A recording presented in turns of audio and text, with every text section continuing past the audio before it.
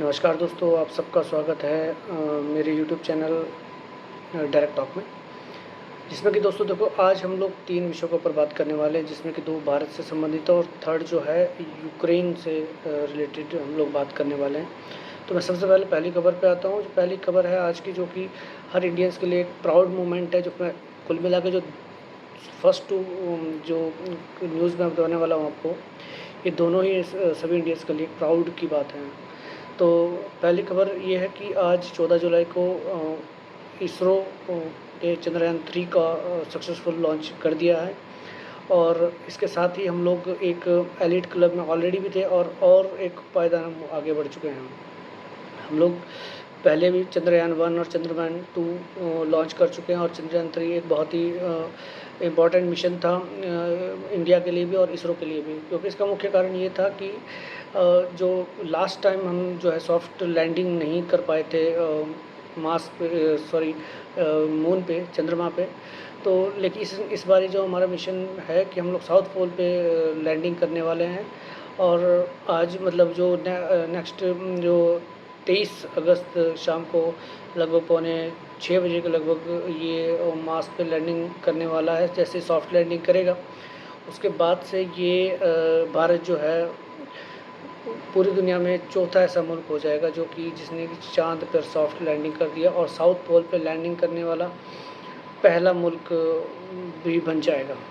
तो ये सब हम इंडियंस के लिए बहुत ही प्राउड की बात है, और हम सब के लिए अपने जो इसरो के साइंटिस्ट हैं उनको बहुत-बहुत थैंक यू और कांग्रेचुलेट करना चाहते हैं कि उन्होंने सभी इंडियंस को एक प्राउड मोमेंट दिया है।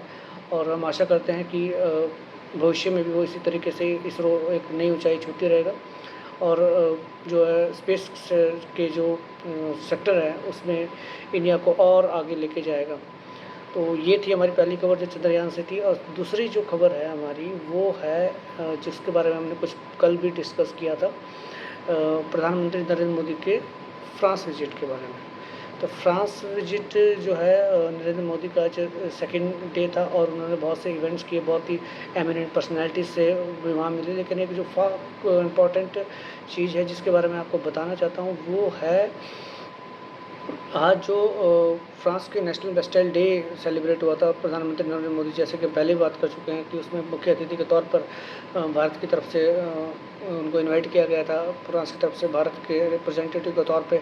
और तो वो उससे चीफ गेस्ट थे, और उस दौरान जो कुछ देखने के लिए मिला वो एक ऑल इंडियंस के लिए एक बड़ा ही प्राउड का मोमेंट था।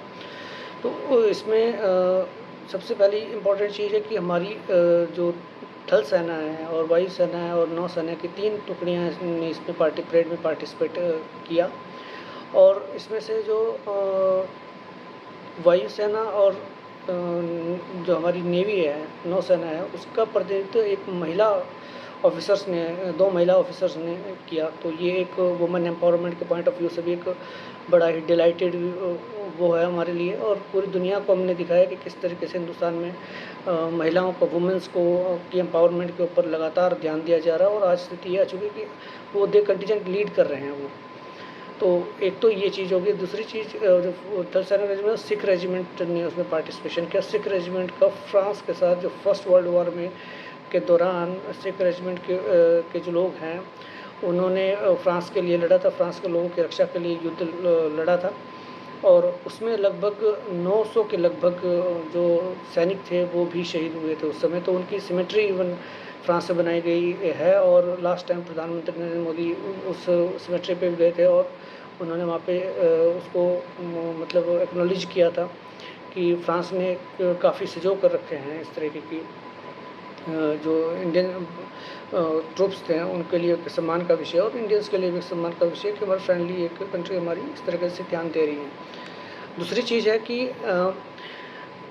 जो फ्रांस है, फ्रांस ये कोई एक बायलैटरल मतलब मीटिंग नहीं है, एक ना ही मतलब एक आम साधारण मीटिंग है। इंडियन प्राउड करने के लिए इसलिए भी ज़रूरत है कि फ्रांस और इंडिया जो है इस विजिट के दौरान अपनी स्ट्रेटेजिक पार्टनरशिप को 25 ईयर्स भी सेलिब्रेट कर रहा है। 1998 में जब इंडिया ने एटॉमिक एक्सप्लोजन्स किए थे तो पूरी दुनिया ने बैन लगाए थे, इवन यूएसए भी इंक्लूड था उसमें बैन लगाने के लिए। But France is that time country who support India and उन्होंने उनके साथ स्ट्रेटेजिक पार्टनरशिप की, इंडिया के साथ स्ट्रेटेजिक पार्टनरशिप की और 25 ईयर्स अब सेलिब्रेट कर रहे हैं। तो इंडिया फ्रांस के रिलेशंस जो है एक काफ़ी अलग लेवल पर अब पहुँच चुके हैं इंडिया और फ्रांस के बीच में, जो कि दोनों ही कम्युनिटी के लिए बेहतर है। उसमें से जो कुछ चीज़ें और भी निकल के आई है कि यूपीआई सिस्टम जो है फ्रांस में शुरू हो गया है। इंडियन यूपीआई सिस्टम के थ्रू क्यूआर कोड जो स्कैनर के थ्रू जैसे इंडिया में हम पेमेंट्स करते हैं, वो भी वहाँ पे जाकर आप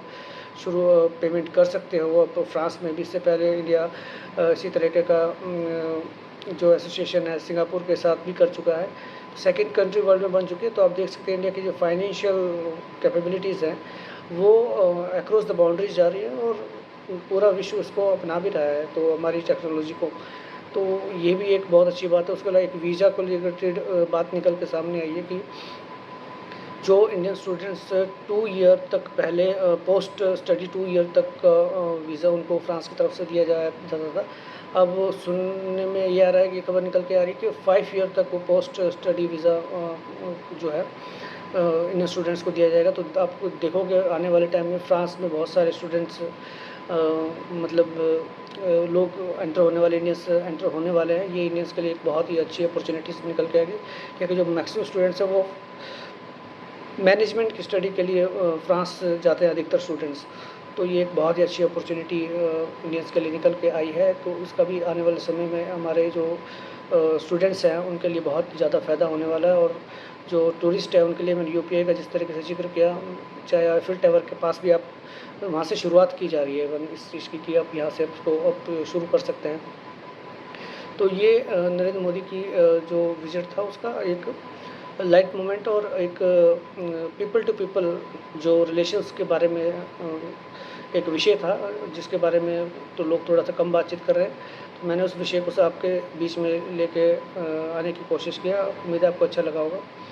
तो और थर्ड जो हम लोग बात करने वाले हैं वो रहने वाली है बात अभी लगभग 2 दिन पहले जो लिथुनिया के में जो एक विलनेस समिट हुआ है 2023, नाटो का विलनेस समिट हुआ है, उसके बारे में बात करना चाहूँगा। इसमें नाटो देश बैठे सब लोग बैठे, उसमें स्वीडन के को नाटो में शामिल करने के बारे में भी चर्चा हुई है और उसके लिए शायद उन्होंने जो वीटो लगा के रखा था टर्की ने, वो भी हटा दिया है। लेकिन एक और इम्पोर्टेंट इसके अलावा इम्पोर्टेंट पॉइंट ये है कि यूक्रेन लगातार डिमांड कर रहा है कि हमें नाटो संगठन में शामिल किया जाए, जो कि एक नॉर्थ अटलांटिक ट्रीटी ऑर्गेनाइजेशन है, जिसमें कि बहुत से यूरोप की कंट्रीज़ हैं, साथ में अमेरिका, नॉर्थ अमेरिका की बहुत सारी कंट्रीज़ इसमें पार्टिसिपेशन करती है। लेकिन मिलिट्री अलाइंस है, कुल मिला के एक देश पे हमला होता है तो सभी में माना जाएगा, इस तरह के इनके कुछ कमिटमेंट्स हैं। तो यूक्रेन इसमें चाहता है कि काफ़ी लंबे समय से, जब से वॉर शुरू हुआ है तब से, उससे पहले से इवन वो सभी से चाहता है कि उसकी एंट्री उसमें की जाए।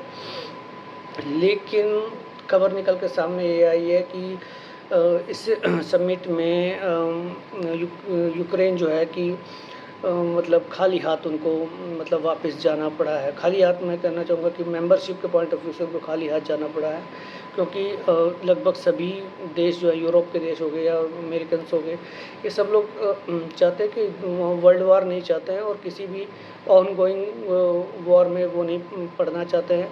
और उन्होंने यूक्रेन को सीधे अक्षरों में कह दिया है कि तुम ये खुद लड़ो इसको और इसको सॉल्व करो, मैटर को जितना जल्दी करो। युद्ध के दौरान हम लोग नाटो में आपको शामिल नहीं कर सकते हैं।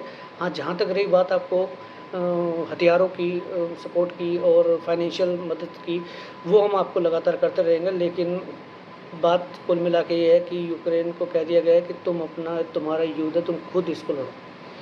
तो आप मतलब समझ ही रहे होंगे कि कितना ज़्यादा मतलब सबको नरेंद्र मोदी जी जो है खुद को अपने इंडिया को जो डिफेंस पॉइंट ऑफ व्यू से कैपेबल कर रहे हैं कि मेक इन इंडिया हो और हमारे डिफेंस इक्विपमेंट्स भी मेक इन इंडिया हो और भी चीज़ें मेक इन इंडिया हो, ताकि क्योंकि देखो मुश्किल के समय में सब लोग आपको कहेंगे तो है, लेकिन ज़रूरी नहीं है कि आपके साथ कंधे से कंधा मिलाकर या आपके साथ मैदान में आकर आपके साथ लड़ेंगे। अल्टीमेटली एट लास्ट आपको वॉर खुद ही लड़ना होता है।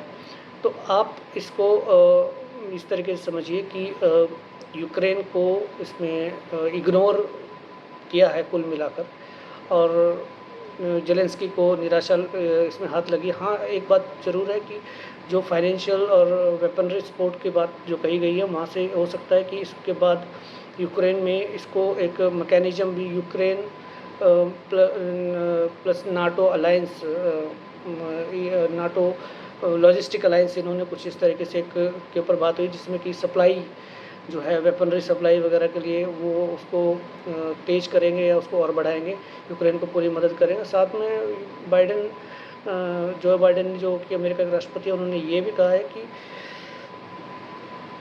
अगर न्यूक्लियर वॉर की स्थिति आती है तो America will not be only mock Spectator, कुछ सिर्फ देखने वाला नहीं होगा, दे विल इंटरवेन, वो इंटरवेन करेंगे, वो यूक्रेन के साथ है।